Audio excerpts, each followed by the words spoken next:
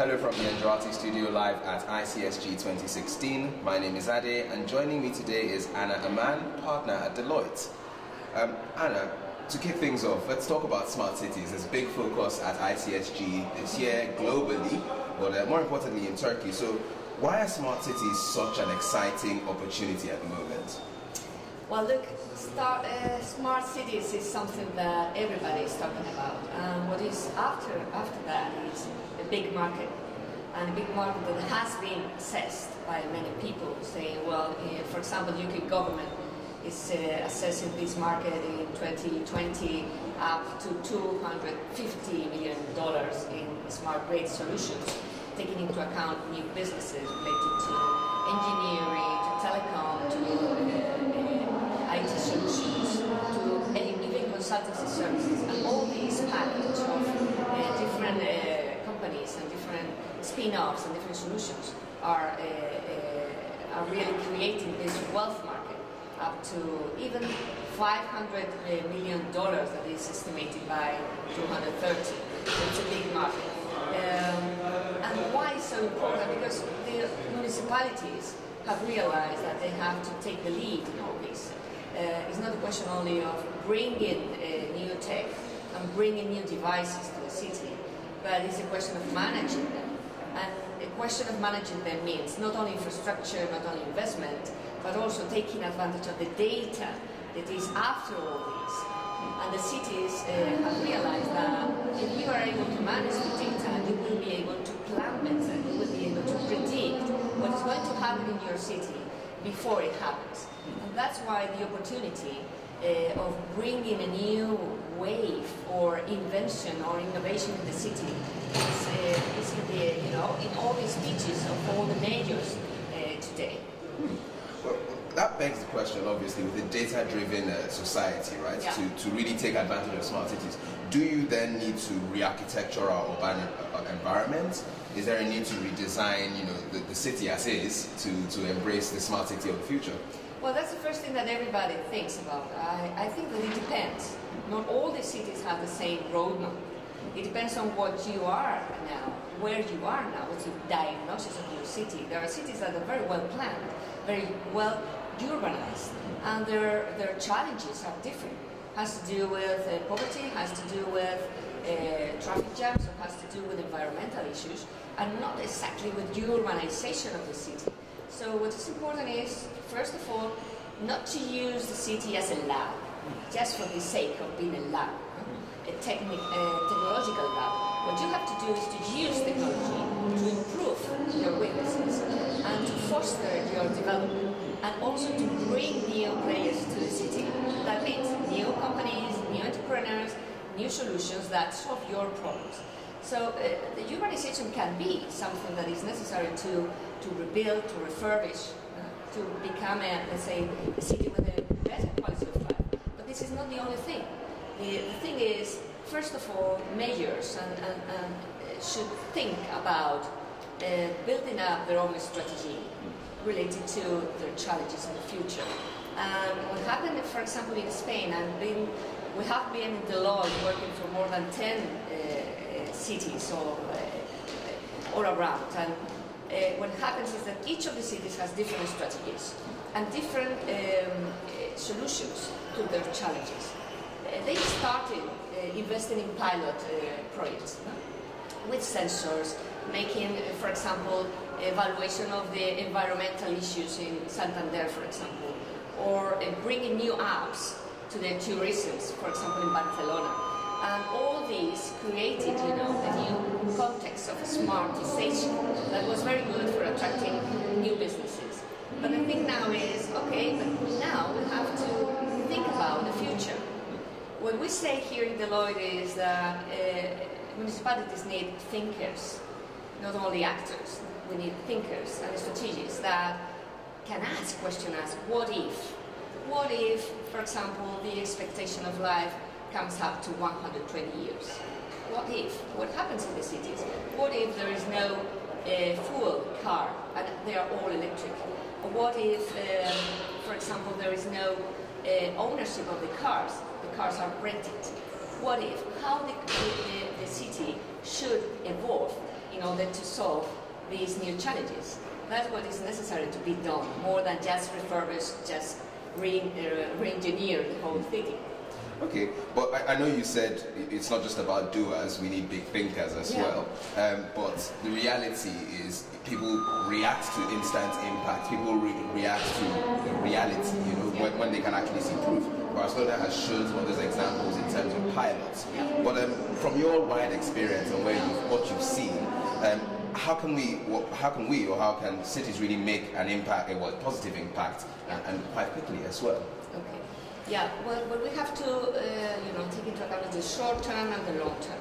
What is true is that there are challenges today that has to be solved. And increasing the number of population per city, specifically the big ones, is amazing. It's an amazing challenge. So the short run, if you see what's the foundation for smart, has come from energy, for smart energy, first of all, and for digitalization of the city in terms of bringing new apps to the citizen, to be the citizen, to have the citizens being participating in the city. That's the foundation. Now there are different blocks of activities and investment that are necessary to be done. It has to do with waste, with water, with traffic and mobility, with safety. All these big blocks are necessary to be addressed in a short run. There are cities that have specifically problems in waste, and there are others that have specifically issues in safety. So that's why in the short run it's necessary to put in place two things. We always talk about two things, not only technological investment, but also behavioral investment. We have to invest in the cities, in the citizens, in people that can really use the digital society, the digital devices. Because if you don't have citizens that really download their apps and they don't use this data for implementing for developing their shopping or for asking for new services, if you don't participate in all that, the impact of the smart will be low. So you have to invest in technology and in people as well. You know, it's quite interesting you say that because on a people perspective, people change, people's mindsets change. We've seen cities that have at one point thought about urbanization and design and had changed more to looking at just more about usability. And then technologies change, technology standards change. I guess the question I'm getting to is quick tactical advancements. Is it possible to make these sort of short-term or how do you say immediate smart city improvements without a trade-off on long-term objectives? Yeah. Yes, it can be done, and I think that's the way to do so. The long term has to do with the change in behavior, and that's what is perhaps more difficult for authorities. But you have to, make a roadmap, a strategic roadmap for all this in your city. We say that, I said before that we need thinkers, but we also need anthropologists, people that can understand the behavior of people, and talented, skilled people that gives idea of how I can really affect the behavior of my people. This anthropologist has, a big role in the cities as well.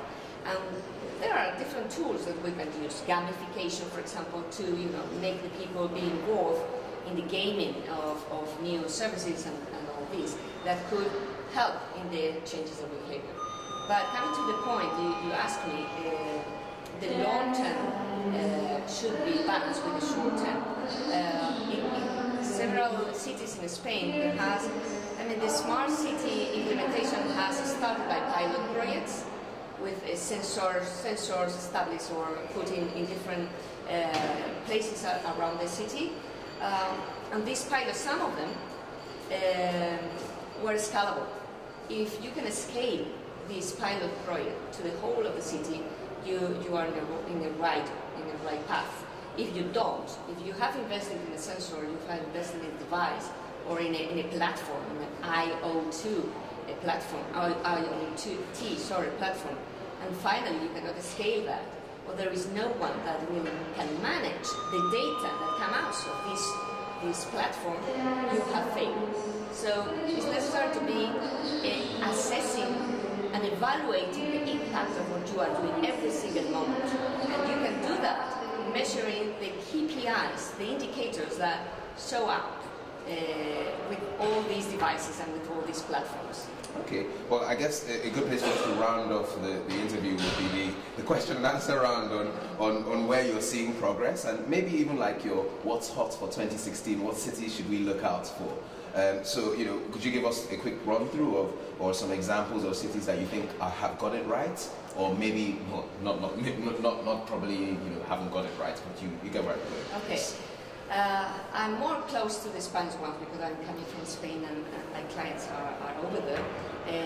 Every single city has developed their own strategy, as I said before. Barcelona is doing a quite good job in bringing apps to the citizens and being the citizen and having the citizen in the center of the strategy. And that's good because it's a strategy in which you are looking for the needs of the citizens, first of all. Not only, you know, bringing platforms that the operators or the vendors are selling to you, but now even, you know, have a think about how the citizens can be improved by these apps and these digital solutions. There are others that are bringing big platforms, the IoT, Internet of Things platforms, that are bringing all the data in a single platform in order to, for the future, make predictions. That happens in Catalunya or in Madrid. And the question here is how they are going to use this data. We are talking about big data.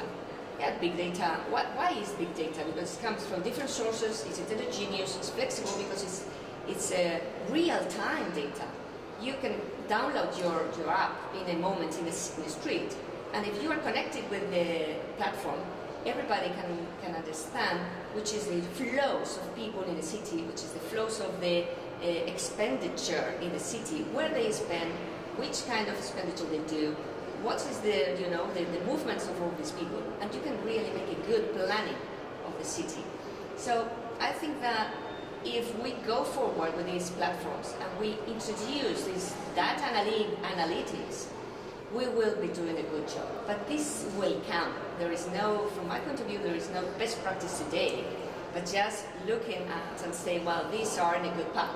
And there are cities that are doing a good job of that. Well, thank you very much, Anna. It's a pleasure.